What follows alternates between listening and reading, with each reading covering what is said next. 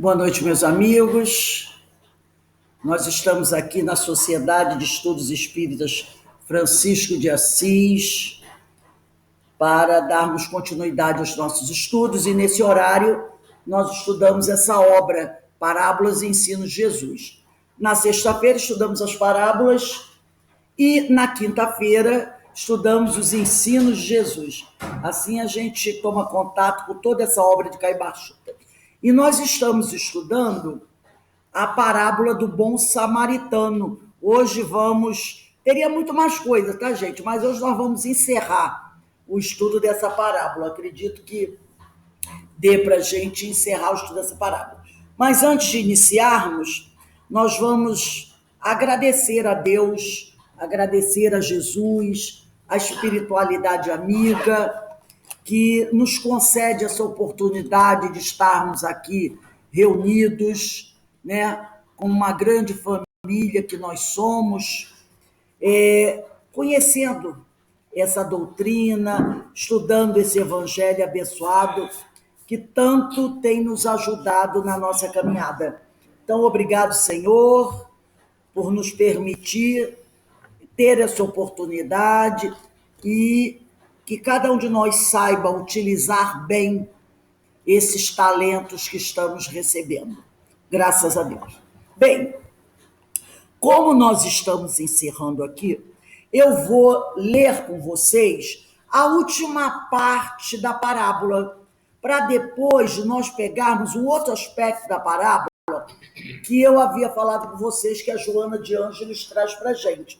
Então, para a gente encerrar o texto, porque todo outro texto eu já li, nós vamos começar aqui, aonde o Caibar diz assim: finalmente, a parábola do bom samaritano refere-se verdadeiramente a Jesus, o viajante ferido e a humanidade saqueada de seus bens espirituais e de sua liberdade. Olha aí, olha os caídos, pelos poderosos do mundo.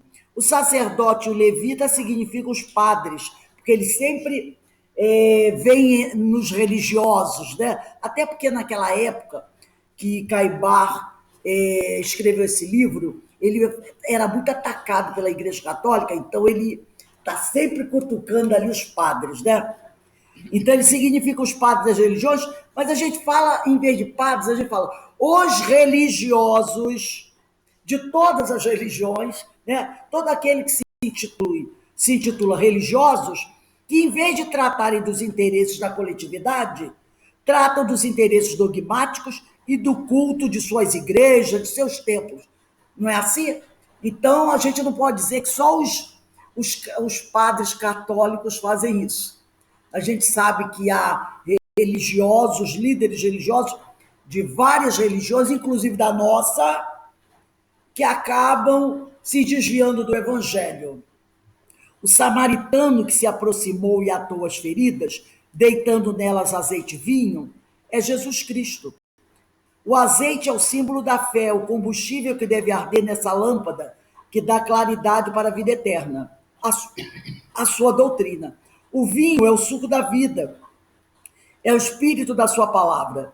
Os 2 denários dados ao hospedeiro para tratar do doente são a caridade e a sabedoria. O mais que o enfermeiro gastar resume-se na abnegação, nas vigílias, na paciência, na dedicação, cujos feitos serão todos recompensados. Enfim, o hospedeiro representa os que receberam os seus ensinos e os denários para cuidarem do viajante ferido e saqueado. Então, como eu falei para vocês, essa parábola do bom samaritano, ela nos dá N oportunidades de nós estudarmos, de nós analisarmos vários aspectos da vida, vários aspectos da vida. É uma parábola que vai se transformando, não é? E aqui eu trouxe mais um aspecto que eu achei importante, que eu vou compartilhar a tela com vocês, estou aprendendo a falar, em vez de partilhar a tela com vocês, aonde Joana de Ângeles, o trabalho não é só da Joana, há um outro autor também, que eu misturei um pouco dos dois para completar, onde eles vão trazer para a gente questões muito importantes dessa parábola. O livro da Joana é o livro Espírito e Vida, psicografia de Divaldo Pereira Franco por Joana de Ângeles. Então, nesse Espírito e Vida, ela vai trabalhar, e eu fui também, peguei um outro livro, é o livro da Vera Campetti, esqueci o nome do marido dela. Mas daqui a pouco, lá no final, tem a bibliografia. Tá? Então, esse trabalho de hoje é baseado nessas duas obras. Então, diz assim, no Evangelho segundo o Espiritismo, no capítulo 15, item 3. Toda a moral de Jesus se resume na caridade e na humildade, isto é, nas duas virtudes contrárias ao egoísmo e ao orgulho. Então, toda a moral de Jesus se resume na caridade e na humildade, isto é, nas duas virtudes contrárias ao egoísmo e ao orgulho. Caridade é contrária ao egoísmo, né? E a humildade é contrária ao orgulho. Conta Lucas, aqui já entrando no texto da Joana, conta Lucas, no capítulo 10, versículo 25 a 37 do Evangelho, que, interrogado o mestre por um doutor pusilânime que o tentava a respeito da herança celeste, narrou-lhe o Senhor, após inquiri-lo sobre a lei, a parábola do bom samaritano, a fim de informar-lhe da aplicação do amor de quem seria o próximo. Então, é disso que se trata a parábola. E aí a Joana, ela vai sintetizar aqui a parábola. Ela vai dizer assim, assaltado por malfeitores, um pobre homem foi deixado à margem da estrada que descia de Jerusalém a Jericó. Casualmente passou pela mesma via um doutor e depois um levita. O doutor é o doutor da lei, o sacerdote, né? Que, embora o vissem, seguiram indiferentes. Um samaritano, porém, por ali passando e o vendo o homem caído, tomou-se de piedade e o assistiu carinhosamente, conduzindo na sua limária, a limária quer dizer, no seu camelo, no seu cavalo, né? Até uma hospedaria, onde o deixou cercado de cuidados, dispondo-se a resgatar quaisquer compromissos excessivos quando por ali passasse de retorno. Então, o homem deixou ele lá, tratou dele e disse, ó, qualquer probleminha que você tiver com ele, quando eu voltar, eu ajudo você. Tá conseguindo ver ali? Não, tá pequeno. Ah, tá bom. E ante o assombro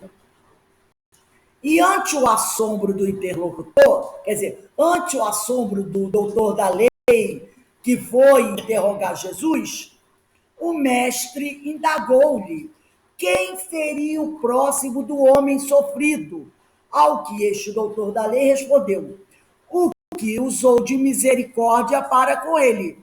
Disse então Jesus, vai e faze da mesma maneira. No estudo anterior, nós já vimos que Jesus está sempre dizendo isso para mim, para a gente. Vai e faze o mesmo. Faze o mesmo. Ele está sempre falando isso, né? Vai e faze assim, vai e faz assado. Ele está mandando a gente ir e fazer, praticar a ação. E aí, nós vamos seguindo aqui, diz assim, diz Joana, considerando, né, as nobres sessões de socorro mediúnico, quer dizer, levando em conta agora as reuniões mediúnicas aos desencarnados em sofrimento que acontecem nas casas espíritas. Hoje é dia do CEOI, de reunião de desobsessão. Considerando uma reunião de desobsessão, que hoje são realizados pelos adeptos da doutrina cristã, recorramos ao ensino de Jesus da excelente parábola. Então, ela vai começar a fazer uma comparação. Ela vai dizer, o recinto das experiências medianímicas, a sala da reunião mediúnica, pode ser comparada à hospedagem acolhedora e gentil. Então, ela vai dizer, vamos comparar a sala onde você trabalha numa reunião mediúnica, vamos compará-la com a hospedagem hospedagem aonde o samaritano levou o doente, tá? É isso que ela está falando. O homem caído na orla do caminho, Jesus disse que ele caiu e ficou na beira do caminho, né? Consideremos-lo o espírito tombado dos próprios enganos. É o espírito que chega na reunião mediúnica, aquele que já iniciou a colheita do mal que plantou. É o espírito, né, que o médium vai dar passividade, que chega na reunião médica, na reunião mediúnica, sofrendo. Esse a gente vai comparar com o homem caído, o que foi assaltado. Há espíritos em processos de dor, restrições perispirituais. Lembra dos ovoides? São espíritos em restrições perispirituais. Ou estado de rebeldia, que, em função de diferenças vibratórias e fluídicas, tem dificuldade para perceber os espíritos superiores, em nível mais avançado de evolução, não podendo, assim, ouvir e entender aqueles que os buscam para auxiliá-los. Então, esse espírito que chega à mesa mediúnica é um espírito que está graves problemas, muito sofrido, e que ele é levado para a reunião mediúnica para ele ouvir alguém que está muito próximo dele, moralmente, espiritualmente, energeticamente, que são os encarnados. Porque ele não consegue ouvir um espírito superior que chega para socorrê-lo. Ele não tem essa capacidade. Então, ele é levado para a reunião mediúnica porque lá ele vai encontrar encarnados que estão mais próximos dele do que ele de um espírito superior. Percebeu? Então, ela está dizendo aí, esses espíritos, em função de diferenças vibratórias e fluídicas, têm dificuldades para perceber os espíritos superiores que querem ajudá-lo em nível mais avançado de evolução, não podendo assim ouvir e entender aqueles que os buscam para auxiliá-los. Em outras situações, os espíritos precisam do atendimento mediúnico para passar por momentos de verdade, de despertamento, que são facilitados pela utilização dos recursos mais materializados com os quais ainda se afinizam. Eles precisam dessa energia ainda mais materializada, dessa energia animal que o encarnado tem. Porque eles estão ainda muito ligados às coisas da Terra. Então, eles precisam de estar mais próximo do homem encarnado para poder ali recolher recursos para ele, entendeu? São, portanto, encaminhados às atividades mediúnicas para que, com o apoio vibratório dos participantes da reunião e no contato com os médiuns, se revigorem, sejam escutados, ouçam a orientação de que necessitam, tenham e vivenciem recordações do passado, passem por embates psíquicos difíceis, mas que permitem, finalmente, que os espíritos trabalhadores consigam encaminhá-los a estações de socorro e recuperação na espiritualidade. Então, esses espíritos vão receber todo um atendimento ali na reunião mediúnica, vão receber aquele choque anímico, essas energias materializadas, vão ouvir a orientação daqueles amigos que estão ali na reunião, vão receber as vibrações do grupo. Depois de mais equilibrados, eles retornam ao plano espiritual e dali vão ser levados para estações de socorro e recuperação na espiritualidade. E aí a gente vai para aquela questão 234 do Livro dos Espíritos. Há, de fato, como já foi dito, mundos que servem de estações ou pontos de repouso aos espíritos errantes? Sim, há mundos particularmente destinados aos seres errantes, mundos que lhes podem servir de habitação temporária, espécies de bivacs, pousos, de campos onde descansem de uma demasiada longa erraticidade, estado este sempre um tanto penoso. São, entre os outros mundos, posições intermédias, graduadas de acordo com a natureza dos espíritos, que a elas podem ter acesso e onde eles gozam de maior ou menor bem-estar. São os mundos transitórios. Está aqui na questão 234 de O Livro dos Espíritos. É o que a Joana está dizendo aí, né? Então, depois que eles recebem esse tratamento, alguns deles são encaminhados a estações de socorro e recuperação na espiritualidade. Mesmo quando intermediários, que são os médiuns, de mediana evolução, se prestam a auxiliar os espíritos superiores do trabalho de assistência aos mais ignorantes, muitas vezes o resultado almejado é muito facilitado pelo concurso de uma equipe encarnada. Então, quando esses médiuns, mesmo sendo ainda de mediana evolução, que tem médios mais capacitados e médios menos capacitados. Então, ele está dizendo aqui, mesmo quando um médium de mediana evolução se presta a auxiliar os espíritos superiores nesse trabalho de assistência aos mais ignorantes, o resultado desse atendimento é muito facilitado por aquela equipe encarnada que está ali. Então, o trabalho é um trabalho de respeito, é um trabalho importante, mesmo que os médios sejam de mediana evolução. E é um trabalho coletivo. E é um trabalho coletivo. Não é só do médium. Toda a equipe trabalha na doação das suas energias.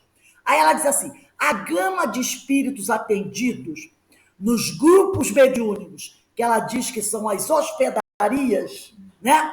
É ampla, aos que nem sequer percebem que desencarnaram. Outros há que desencarnaram em acidentes terríveis e precisam do choque anímico, que proporciona o contato com o médium para que possam ter seus perispíritos recompostos. Aí tem aquele livro do Luiz Gonzaga Pinheiro, O Perispírito e Suas Modelações.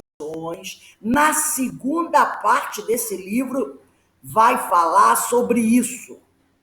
As cirurgias que são feitas no plano espiritual, nos perispíritos desses irmãos que lesaram seu perispírito, tá? Em acidentes, através do suicídio.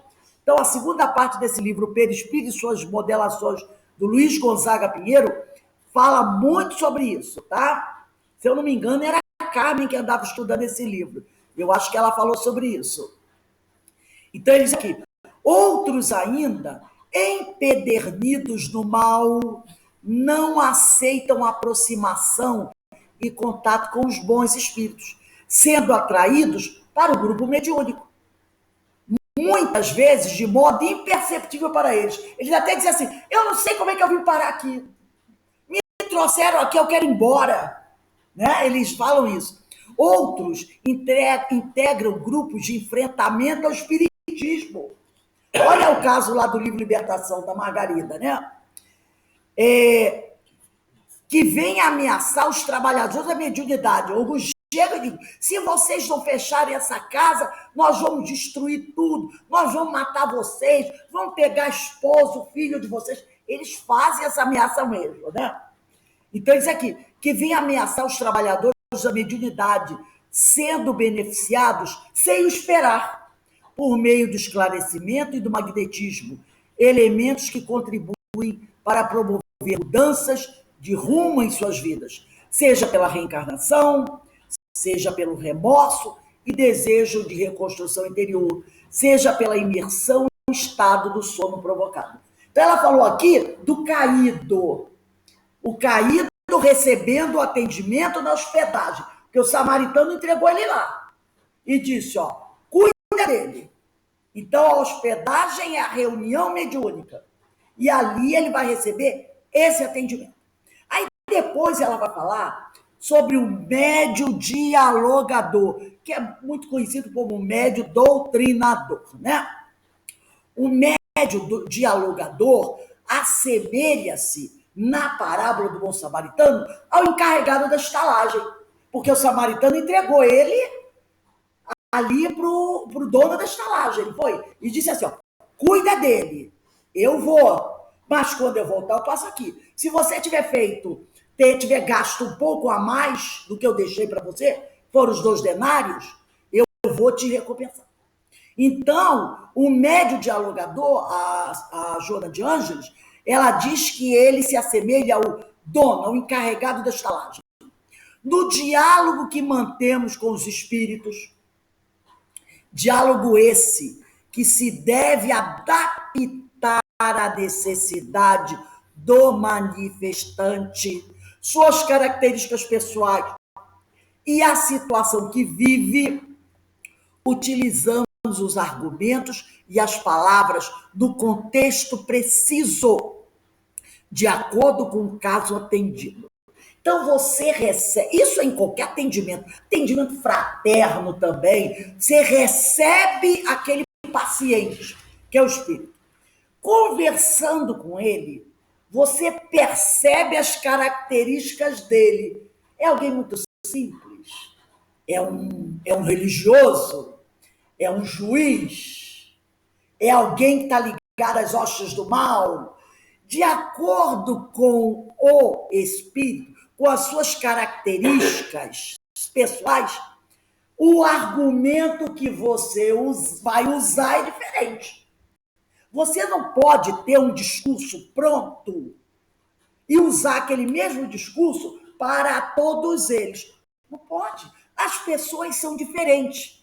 E como nos lembra Emmanuel, os espíritos são seres humanos, são pessoas. Cada um é uma individualidade, cada um tem um jeito de ser. Então, se eu vou conversar alguma coisa com o Beto, uma situação, eu vou usar um argumento com ele, porque eu conheço o jeito dele. Se eu vou conversar com a Ana, eu vou usar outro tipo de argumento. Por quê? Porque é uma outra pessoa diferente, que tem um outro modo de enxergar a vida. Então, você não pode ter aquele discurso, como infelizmente a gente vê em alguns dialogadores, médios dialogadores, preparam quase como um discurso único, né? Um discurso único, e quando ele vai falar, eu digo isso porque como dirigente de reunião, eu visitei muitas reuniões e eu via isso. O mesmo discurso que usava, se o doutrinador ia conversar com 3, 4 espíritos numa reunião, ele usava o mesmo discurso com todos eles, mudava uma palavrinha ou outra. Pode? Não pode ser assim. Então ela chama atenção para isso. No diálogo que mantemos com os espíritos, diálogo esse que se deve adaptar à necessidade do manifestante, suas características pessoais e a situação que ele vive. Utilizamos os argumentos e as palavras no contexto preciso, de acordo com o caso atendido, e não fazendo um discurso linear para todo mundo, né? Aquela mesma coisa para todo mundo. Aí ela vai continuar aqui. O dialogador é um membro encarnado da equipe mediúnica, que se responsabiliza pela conversa com os espíritos necessitados e rebeldes, trazido para o atendimento. Esse dialogador pode também um dia ser o dirigente, né? Porque às vezes falta o dialogador, aí o dirigente vai também dialogar. Então, quando a gente fala da função do dialogador, inclui aí o dirigente também. Então, a função do dialogador é apoiar o espírito manifestante no processo de autoconhecimento, na identificação de suas dificuldades interiores e de suas necessidades. Na sequência desse processo, o dialogador ajuda a encontrar seu caminho de redenção, a refazer suas escolhas de vida, impulsionando no rumo da reconquista de si mesmo, de volta ao dinamismo do crescimento interior do qual se afastou. Por isso que não pode ser um discurso, entendeu? Fechado, aquela mesma conversa para todo mundo. Porque olha a função dele. Ele vai ajudar a encaminhar aquele espírito, né? A ele refazer suas escolhas, ali orientando, a ele fazer uma reflexão. Então, ele tem que ter esse cuidado de saber, né, fazer aquele... Porque a reunião mediúnica, na realidade, ela é um atendimento fraterno espiritual. A cada pessoa que chega, eu tenho que ouvir, e baseado no que eu ouvi, eu vou dar orientação. Ora, se eu estou ouvindo coisas diferentes, como é que eu posso dar a mesma orientação para todo mundo? Eu não posso, não posso. Os manifestantes, que são os espíritos que chegam à reunião, são, via de regra, irmãos, quer dizer, na sua maioria, irmãos necessitados, desorientados, enfermos espirituais. Como poderemos ajudar esses espíritos? Naturalmente, não podemos dizer como Jesus, que falou ao centurião que veio pedir ajuda para o seu servo, né? Eu irei curá-lo. Eu não posso, né, chegar e dizer, eu irei curá-lo, como está lá em Mateus, no capítulo 8, versículo 7. Muito nos falta para que estejamos em condições de adiantamento moral e elevação espiritual para se proceder. Do mesmo modo, tampouco podemos curar obsessões com uma simples palavra, né? Eu ainda não estou com essa bola toda, né? Eu não posso chegar e dizer, eu vou curar você. Jesus podia, eu não. Ainda não. Lembremos que os mentores espirituais explicam a Kardec que os espíritos têm uns sobre os outros a autoridade correspondente ao grau de superioridade que hajam alcançado, a autoridade que eles exercem por um ascendente moral irresistível. Isso está no livro dos Espíritos, questão 274. Foi isso que os Espíritos disseram. Que a única coisa que eles respeitam é a autoridade moral. O espírito que chega à reunião mediúnica, mesmo aquele que chega querendo quebrar todo mundo, arrebentar, matar, é a única coisa que ele respeita verdadeiramente é a autoridade moral. Tá? Evidentemente, diz aqui a Joana e o outro companheiro também, acho que é Carlos Campetti, Vera Campetti, né? Que eu não me lembro bem se é Carlos, mas deixa eu tirar esse negócio que apareceu aqui. Espera um instantinho, gente. É uma coisa que está abrindo e não quer sair. Está aparecendo para vocês? Tá. É para mim também, pior que ele. Agora tá. Eu acho que eu não lembro se é Mauro Campetti, o que foi? Carlos Campetti, Vera Campetti. Eu tirei material dos dois, do livro da Joana e deles. Evidentemente que nós, espíritos, que ainda lutamos com as nossas imperfeições, carecemos da plenitude desse ascendente moral, né? Mas não vamos embora reconhecendo a realidade do estágio evolutivo de nosso planeta e considerando as nossas condições pessoais de indivíduos em busca do aprimoramento espiritual, aguardar ser espiritualmente evoluído para ajudar. Eu sei que eu não sou um Jesus, eu sei, mas eu não posso esperar chegar a um grau evolutivo de Jesus para poder ajudar. Não é? É isso que estão querendo dizer. A gente. Jesus era grande, a nossa pode ser. Entendeu? Então tem aquela coisa, aquele que diz assim, fulano vai, não, eu ainda não estou preparado para isso. Eu quero esperar chegar no nível de um Divaldo Pereira Franco para poder ajudar. Não, eu sei que eu não tenho ainda essa capacidade, eu ainda vivo no planeta de expiações, eu ainda preciso melhorar muito, mas eu já posso ajudar. Eu não tenho que aguardar seu espírito evoluído para ajudar.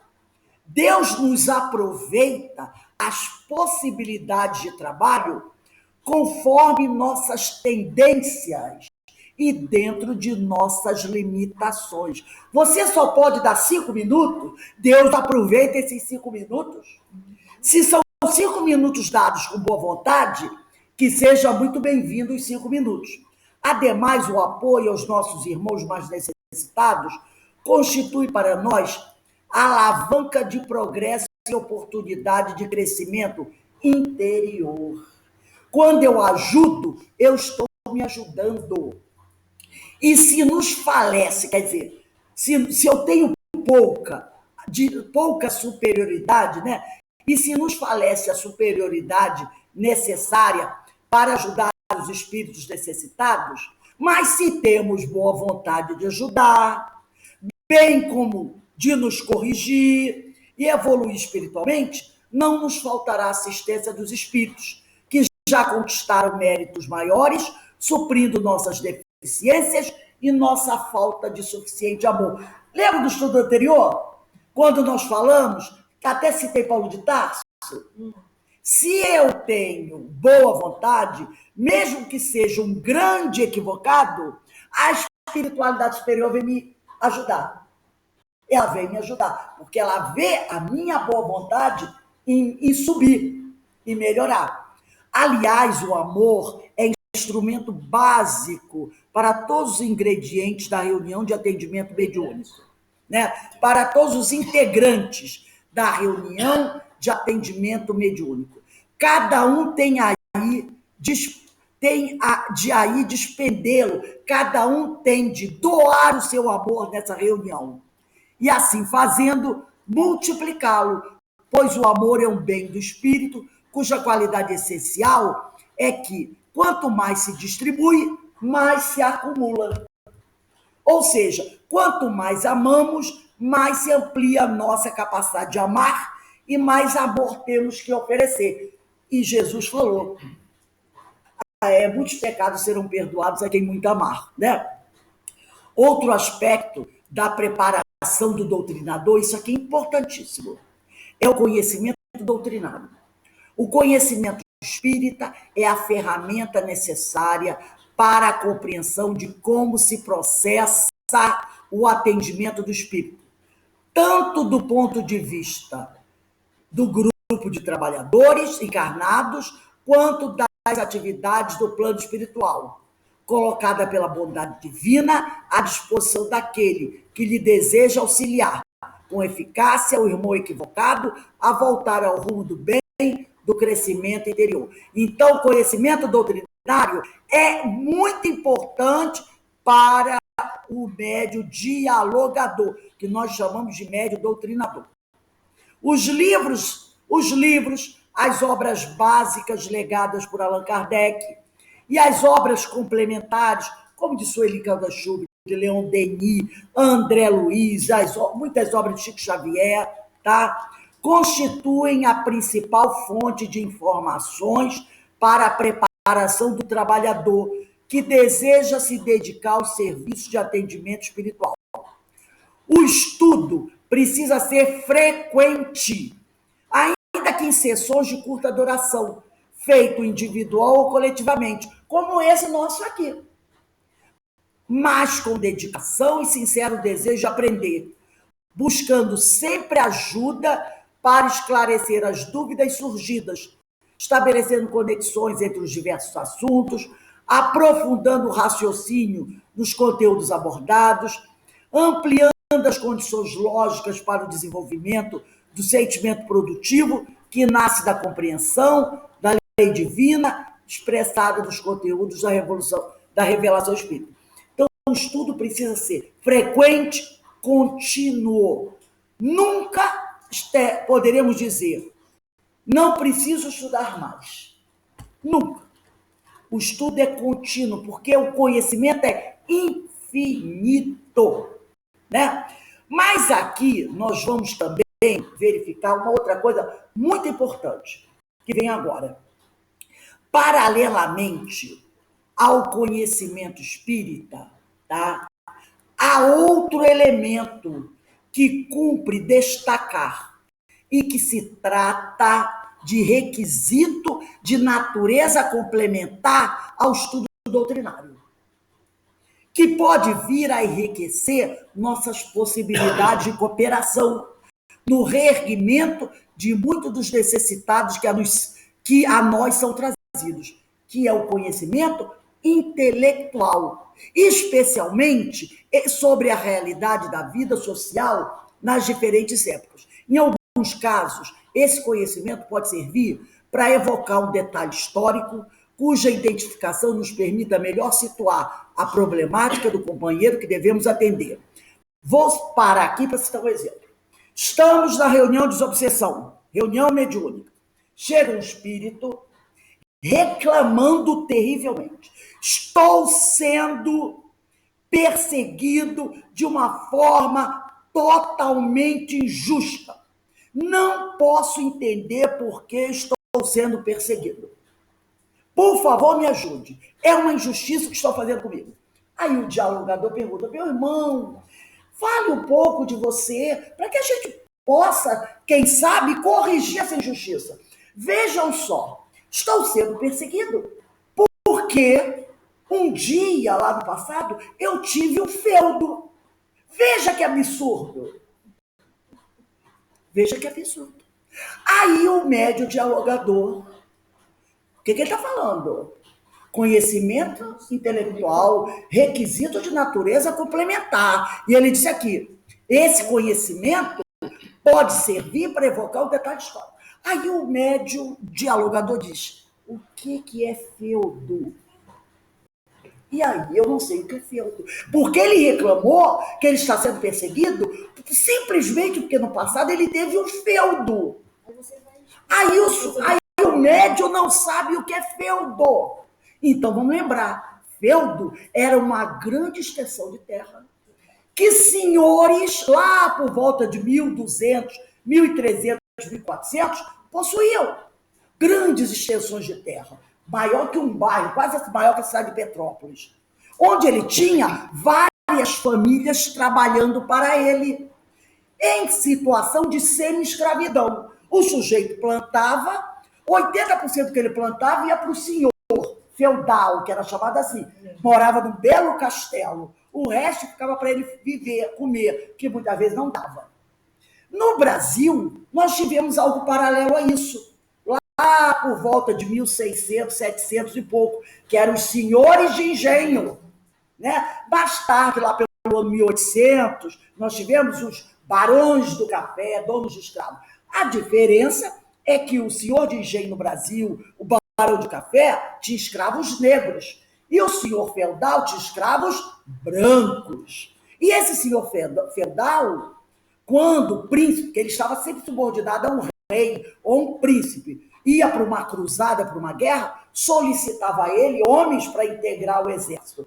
E às vezes ele ia também. Ele montava um grupo de soldados, de homens dele, né? Querendo ou não, tinha a obrigação de ir. A família ficava passando fome, porque o pai, às vezes, é o pai e os filhos, e a mulher com as crianças pequenas morria de fome. Mas tinha que ir. Às vezes o senhor feudal ia liderando o exército e morria lá. Outras vezes ele não ia, mandava só o exército com o filho dele, um negócio assim. Eram os senhores feudais. Aí ele chega gritando que, injustamente, ele está sendo perseguido só porque ele tinha um feudo. Parece até que ele quis dizer que eu tinha um quintal onde eu plantava alface e abóbora.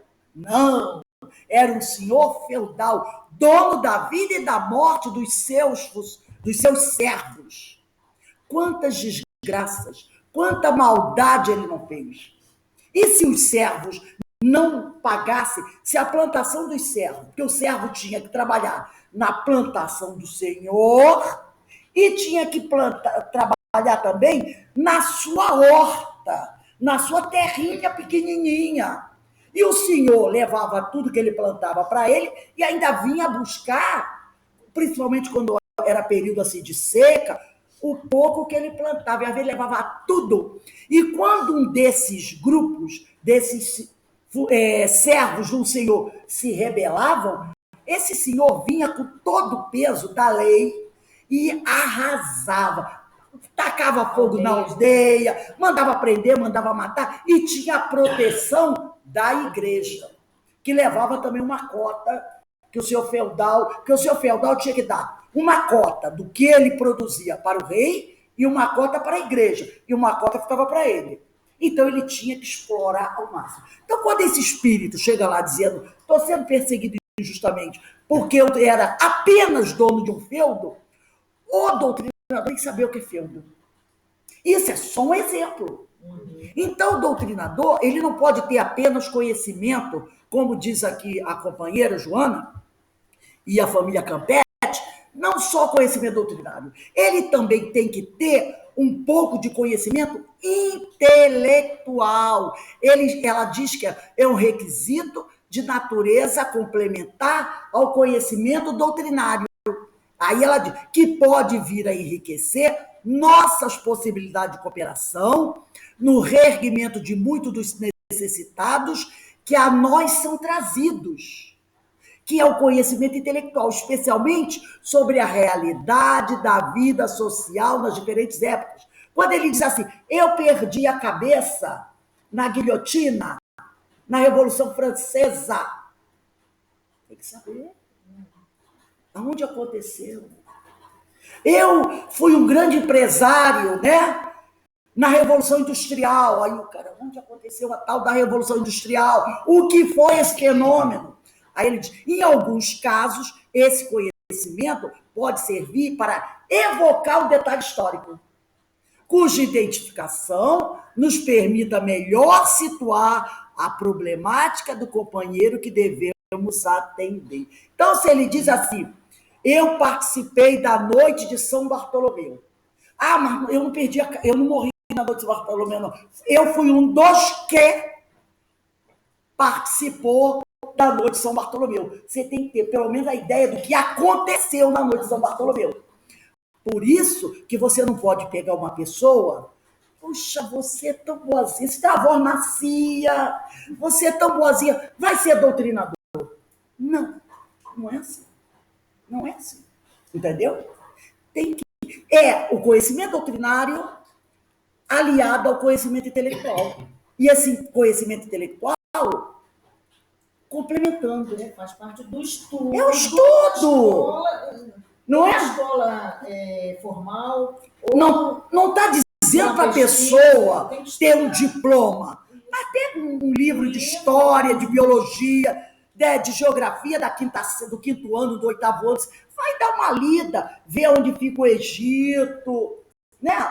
Vai dar uma lida o que aconteceu na Europa, como é que é, quais alguns países da Europa, os fatos principais que aconteceram, que é esse pessoal que é problemático que está chegando ali. E aí ele diz assim, agora vamos falar na parábola, ela falou do caído e falou do dialogador. O caído é o espírito que chega da reunião e o dialogador é o dono da hospedagem. Agora ela vai falar dos outros elementos da parábola. Os médios recalcitrantes. Examinemo-los como doutor indiferente e o levita sem piedade. Aqueles que passaram, olharam e foram embora. O médio obediente ao mandato do serviço socorrista, tenhamo-lo como bom samaritano. E havia entre Jerusalém e Jericó, convencionemos, a estrada dos deveres fraternos por onde todos transitamos. Ainda poderíamos considerar o bálsamo e o unguento, que é o vinho e o óleo que foi passado no caído pelo bom samaritano, postos nas feridas do assaltado, como sendo as orações do círculo de corações devotados à tarefa mediúnica, as moedas, os 2 denários, pagas ao hospedeiro, simbolizemos-las como as renúncias e dificuldades, lutas e testemunhos solicitados aos membros da reunião. E o doutor da lei, aquele que interrogou Jesus, zombeteiro e frio, representemos como sendo os companheiros, conhecedores da vida imortal, notificados das surpresas além túmulo, indiferentes, entretanto, às tarefas sacrificiais do auxílio fraterno. Aí ela encerra, né, vai encerrando dizendo assim, se abrasado pela mensagem espírita, militas da mediunidade, em qualquer das suas múltiplas manifestações, manifestações, ou fazes parte de algum círculo de socorro espiritual, nós fazemos, né? Hoje teremos unge-te de bondade e da tua cota de esforço aos falidos na via da imortalidade. Não lhes imponhas verbosidades estrondosas, nem debatas, né? Não fique falando aquelas palavras bonitas, né? Para aquele que está sofrendo. Apaixonado, convicções, né? Nem debates, né? Apaixonado, convicções. Fala-lhes do novo amanhã e medica-os agora, socorrendo-os com bondade e abnegação. Se em qualquer função que desempenhes na tarefa espírita de assistência mediúnica, o bom samaritano, considerando todo e qualquer espírito que chegue ao núcleo de trabalho, não como o adversário de ontem, porque às vezes ele pode vir da mesa, né? O obsessor de hoje, ou sempre inimigo, mas como teu próximo, a quem deves ajudar, assim como Jesus, redivivo na mensagem espírita, continua ajudando-te, carinhoso e anônimo. Como a parábola do bom samaritano é a mais exalta exemplificação da caridade, virtude essencial para aproximar o ser humano dos bons espíritos, atentemos para o que diz Joana de Ângeles no livro Oferenda, no capítulo Educação Mediúnica. Joana diz assim: médio sem caridade pode ser comparado a cadáver de boa aparência, no entanto, a caminho da degeneração. Né? Então, os livros que nós usamos para fazer esse trabalho foi o livro Espírito e Vida, de Divaldo Pereira Franco e Joana de Ângeles, no capítulo 32, e o livro Trabalho Mediúnico, Desafios e Possibilidades, do Carlos Campetti e Vera Campetti, nos capítulos 1 e capítulo 4. Tá? Então, em todo esse texto, nós temos, tiramos de um pouquinho da Joana, um pouquinho do livro Trabalho Mediúnico, e complementamos esse trabalho aí para a gente encerrar o estudo, né, dessa parábola do bom samaritano. Então, a gente percebe o quanto de importante a Joana, o Carlos Campetti e a Vera Campetti nos trouxeram associando essa parábola com esse trabalho mediúnico. Eu achei, assim, fabuloso o trabalho dos dois, e a gente percebe, né, como isso pode ajudar. E a gente vendo principalmente essa questão. Quem é esse doutrinador? Quem é esse médio dialogador? O que ele precisa ter para realmente estar preparado para fazer esse trabalho? Eu gostaria que alguém aí, temos aí uns 10 minutinhos, quisesse falar alguma coisa sobre esse estudo que nós fizemos hoje.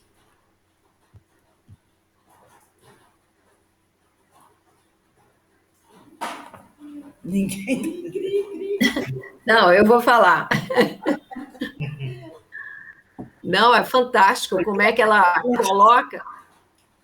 coloca a mesa mediúnica, a parábola dentro da mesa mediúnica. É fantástico isso, fantástico. E eu jamais podia imaginar, quando você já tinha dado spoiler, que ela, sobre essa análise que a Joana faz, você já tinha falado nisso, eu jamais podia imaginar que era o dono da estalagem que seria o dialogador. Jamais. Eu acho que seria a última pessoa, porque ele parece uma pessoa invisível. Ele parece uma pessoa invisível, né? Você lembra quando nós estudamos uma parábola que diz assim, que o bom samaritano, ele faz a parte dele e segue, e ele oportuniza o outro também fazer o trabalho? Então, a espiritualidade traz o espírito, eles fazem o trabalho deles lá, trazem o espírito e oportunizam ao dialogador fazer a parte dele, que é o que o samaritano fez com o dono da hospedagem. Entendeu? Isso mesmo, eu não tinha sacado isso, eu não tinha sacado esse detalhe, porque as parábolas, a gente mergulha, como a gente acha coisa. Naquele livro, que eu estou lendo aquele livro do Rafael Papa, eu acho que é Rafael Papa, Pai o Papa. sobre parábola, e ele ainda fala uma coisa interessante, né? Que o bom samaritano deixa o sofredor lá e vai. Então, ele fala uma coisa também interessante, que ele traz a oportunidade daquele sofredor de se soerguer. Olha, vou te dar um tempo para você agora, né? Sair desse estágio que você está. Até eu voltar. Isso aí. Aí depois mas está de olho nele, que ele vai voltar, está de olho em você. Mas agora você vai fazer a sua parte, né? Você já recebeu ajuda, todo amparo, e agora segue e anda, né? Como Jesus fala, levanta-te e anda, né? Então, como a gente tem elementos para a gente colocar na nossa vida, estava falando da mesa mediúnica, mas a gente coloca também. Os personagens a gente coloca na nossa vida também. Exatamente. Né? Que a gente acorde, para que a gente entenda as oportunidades que aparecem na nossa vida, apesar de sermos caídos e sermos vítimas dos salteadores que nós mesmos que procuramos, né? Foi escolha nossa. Então, todas essas questões aí, essas análises desses espíritos, desses mensageiros, são fantásticas, como a gente acorda uma simples história, né? Exatamente. Uma simples história. E muitas coisas nós teríamos a tirar da parábola. Por isso que elas são histórias imorredoras. Os ensinos de Jesus. A qualquer momento que a gente voltar ao estudo da parábola, nós vamos achar outros conhecimentos, outras oportunidades de aprendizado. Não é isso? Então, meus irmãos, nós vamos encerrando aqui o nosso estudo de hoje. Eu espero que esse ensinamento aí da Joana possa ter fechado, né, com chave de ouro, podemos dizer assim, esse estudo da parábola do bom samaritano, nos mostrando a importância do trabalho mediúnico e a importância dos trabalhadores na realização desse trabalho. E como eles devem se preparar. Porque o que ela mostrou foi isso. Como devem se preparar, não é? Então, para a gente encerrar agora o nosso estudo, eu vou pedir para o nosso irmão Alberto, você pode, por favor, fazer a nossa prece de agradecimento, Alberto? Sim, sim.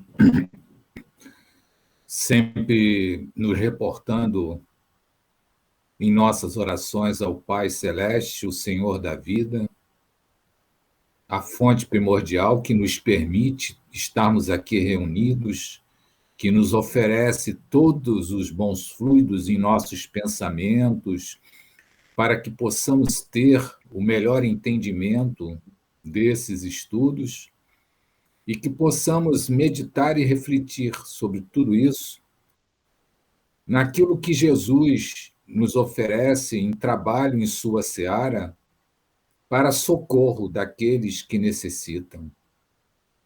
Que possamos meditar, refletir sobre o trabalho mediúnico e exercer a atividade do médium com sabedoria, para que possamos atingir as metas desejadas de sermos um instrumento para poder levar o socorro àqueles que necessitam, para poder levar o esclarecimento, o auxílio àqueles que estão na retaguarda. Que possamos tirar desses estudos, dessas parábolas, tudo aquilo que seja necessário para crescermos no entendimento, na compreensão, para ampliarmos o nosso discernimento e podermos ser útil ao Cristo e, como obreiros do Senhor, estar a seu serviço, para seguirmos realizando um trabalho de luz, um trabalho de caridade, de fraternidade. E não podemos deixar de comentar a respeito dos benfeitores, seareiros de Jesus e falangeiros de Maria, que nos auxiliam, que nos inspiram, que nos incentivam quando temos um bom propósito, como demonstramos o esforço nesta seara do trabalho mediúnico.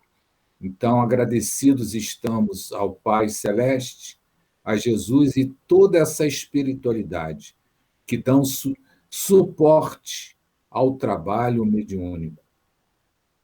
Neste final de prece, estamos agradecidos pela oportunidade e que estejamos com o Pai e com Cristo, hoje, agora e sempre. Agradecemos o nosso irmão pela prece, nos despedimos de todos. Segunda-feira estaremos de volta para o estudo do Livro dos Espíritos. Daqui a pouco nós teremos a nossa reunião de irradiação para enfermos físicos. Um beijo para todos. Amanhã estaremos de volta, né? Amanhã, 16h20, para estudar Paulo de Tarso e as leis morais. Muito bom o nosso estudo também. Boa noite, meus amigos. Fiquem em paz, que Deus abençoe a todos nós. Boa noite. Obrigada, Boa noite a Rose. todos. Boa noite. Boa noite.